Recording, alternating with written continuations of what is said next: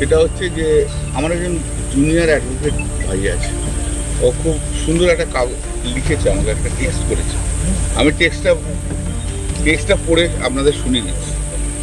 Sir, you are extraordinary, talented, educated, and well-renowned senior advocate practicing all over the courts of the country, particularly in highest court of the country, our apex court. Lady-like, so-called fluent English-speaking kind of lady is just disturbing your mind. Please do not disturb your peace, sir.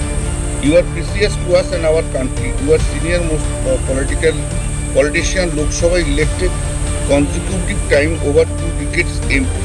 Just ignore her. She does not deserve your attention at all. Pardon me in case you do not react.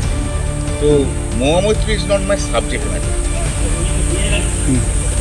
Mohammed is not my subject matter at all. যে ওকে নিয়ে কথা বলবো, Mohammad is not my subject matter, যে ওকে নিয়ে কথা বলবো। আমার নিজেরই যে এখন সত্যি সত্যি এই যে জুনিয়র ভাইটি লিখেছে, কত প্র্যাকটিক্যালি কত ভালো কথা লিখেছে সেটা এখন আমি বুঝতে পারছি।